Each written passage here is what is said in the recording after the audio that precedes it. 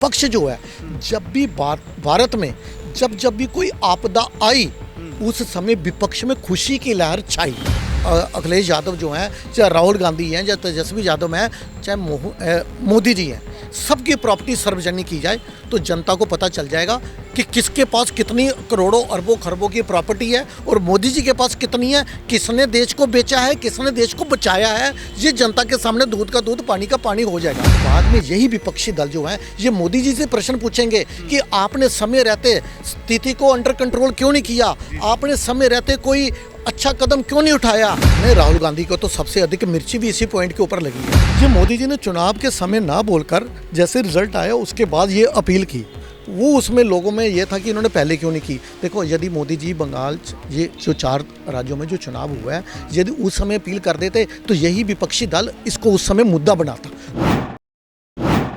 नमस्कार दोस्तों, जैसे कि मोदी जी अभी 4-5 चीज़ के लिए जो है ना देशवासियों को मना किए, जैसे कि पेट्रोल हो गया, सोना हो गया और इस टाइप से जो है ना और भी खाद्य पदार्थ हो गया और विदेशी यात्रा न करें, ऐसा मोदी जी ने बोला है। इसी को लेकर के आज हम पब्लिक में उतरे हैं और पब्लिक का जो है ना आज हम ओपिनियन जानेंगे, क्या पब्लिक का कहना है, जो मोदी जी का कहना है वो सही है, क्या पब्लिक ऐसा करना चाहती है या नहीं चाहती है। आइए हम बात करते हैं। नमस्कार जी, क्या कहेंगे सर, जैसे कि अभी जो मोदी जी कहे हैं कि आप विदेशी यात्रा बिल्कुल छोड़ दो, पेट्रोल कम यूज़ करो, सोना चांदी तो खरीदो ही नहीं, क्या कहेंगे? देखो, ये कोई इतना हार्ड एंड फास्ट रूल तो नहीं बनाया, लेकिन उन्होंने अपील की है। क्योंकि मोदी जी जानते हैं कि मोदी जी की अपील का असर जो है वो भारतवासियों पर होता है। जी जी बिल्कुल। क्योंकि इन्होंने जैसे पहले इन्होंने बोला था गैस सब्सिडी छोड़ दें जो लोग सक्षम हैं, तो लगभग 125 करोड़ लोगों ने उस समय सब्सिडी छोड़ दी थी।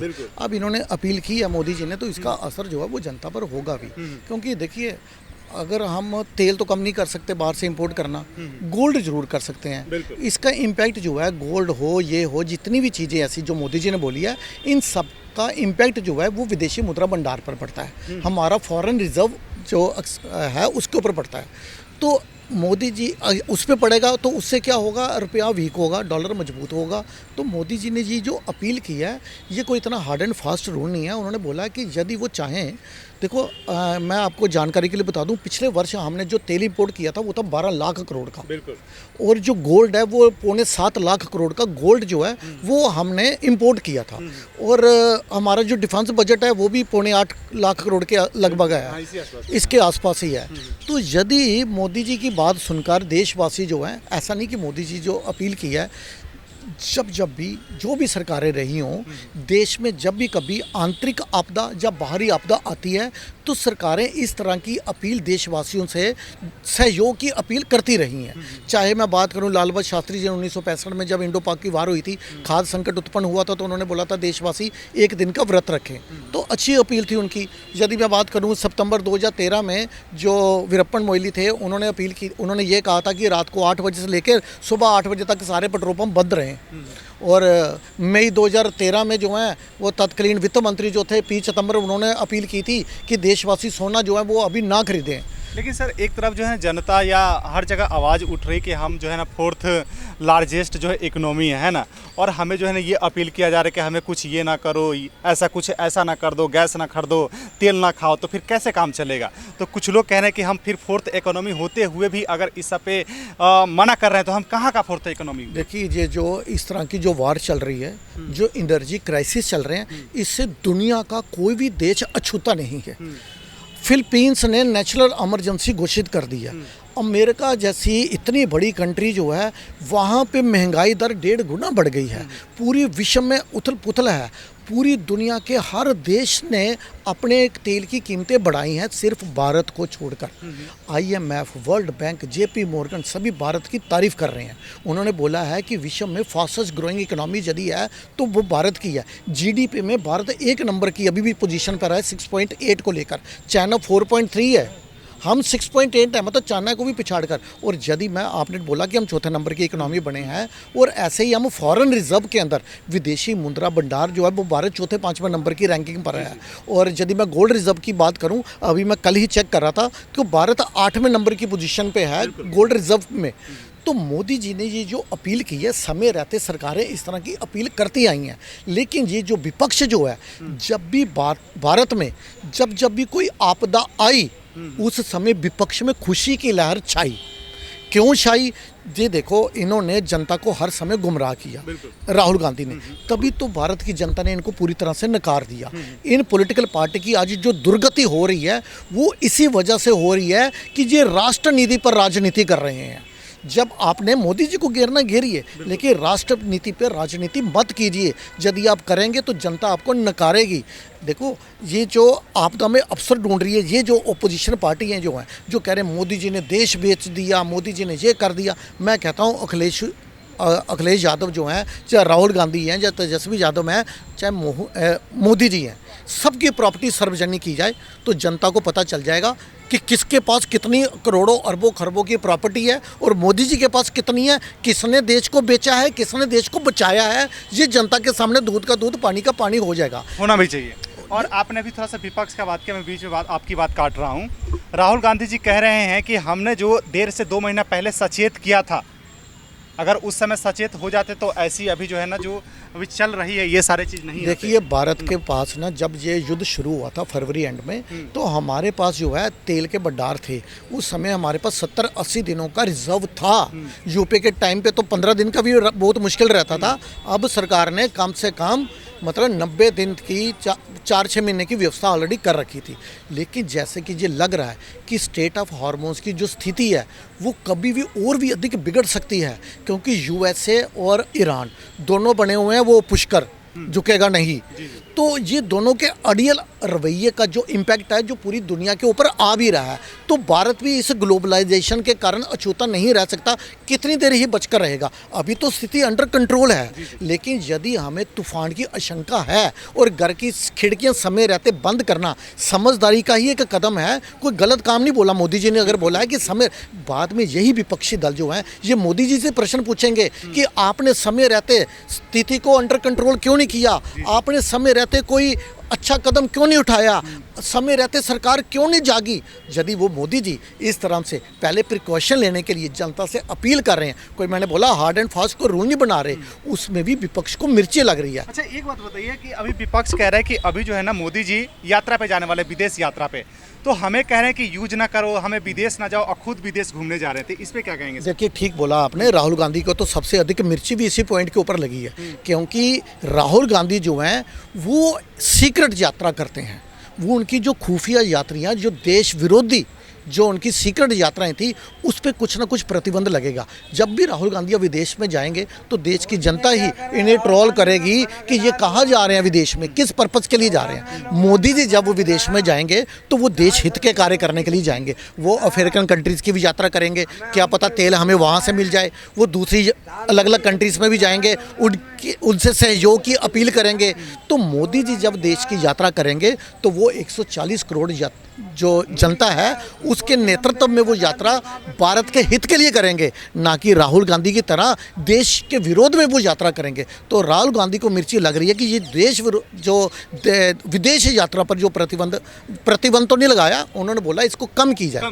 कम किया मतलब प्रतिबंध तो उन्होंने किसी चीज़ पर नहीं लगाया। हाँ, ये अभी मैंने कुछ समय पहले देखा कि वो प्रेस कॉन्फ्रेंस कर रहे थे केजरीवाल जी, अभी थोड़ी देर पहले एक प्रेस कॉन्फ्रेंस खत्म की है। वो कह रहे हैं कि देश के सामने मोदी जी स्थिति को स्पष्ट करें कि देश की आंतरिक आर्थिक स्थिति क्या है। ये वही है जो एक समय में ये बोल रहे थे कि वो वैक्सीन का फार्मूला सार्वजनिक कीजिए, ये वो और कह रहे हैं कि ऐसी क्या मुसीबत आन पड़ी देश के ऊपर कि जो इतनी साथ इन्होंने एकदम से कंडीशन लगा दी, इतनी ज़्यादा अपील कर दी।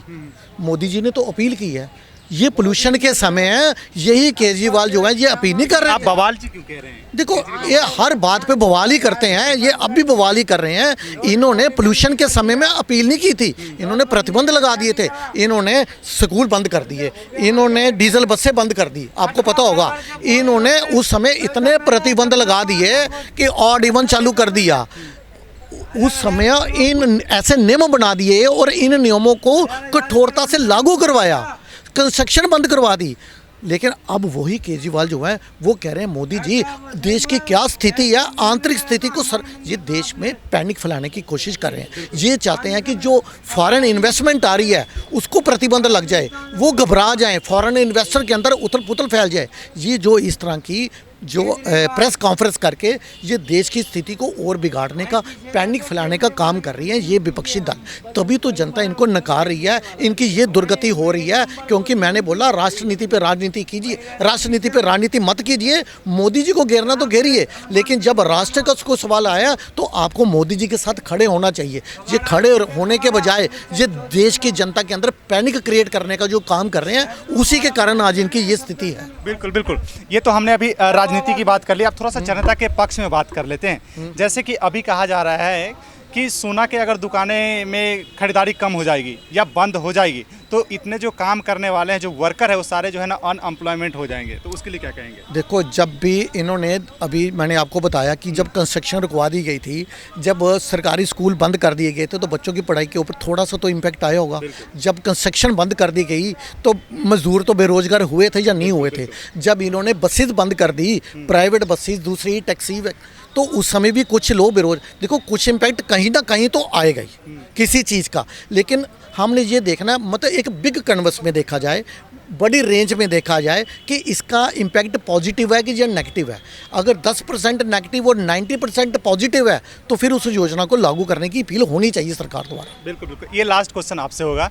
कुछ लोग ये भी कह रहे हैं, राजनेता भी बोल सकते हैं और नॉर्मल पब्लिक भी बोल सकते हैं, ये कह रहे हैं कि बंगाल में चुनाव हुआ, उधर पैसे खर्च कर रहे हैं, तो ऐसे और भी स्टेट होने वाले भी हैं, उसमें पैसा इकट्ठा करके रखने के लिए जो है ये सारे जो है ना सब पे रोक लगाए जा रहे हैं। क्या कहेंगे इस पर? देखो, इसमें क्या पैसा, मुझे बताइए। बीजेपी दुनिया की सबसे बड़ी पॉलिटिकल पार्टी, सबसे रिचेस्ट पार्टी, उसको कोई पैसे की कमी है जो इस तरह से वो करेगी? ऐसा कुछ नहीं है।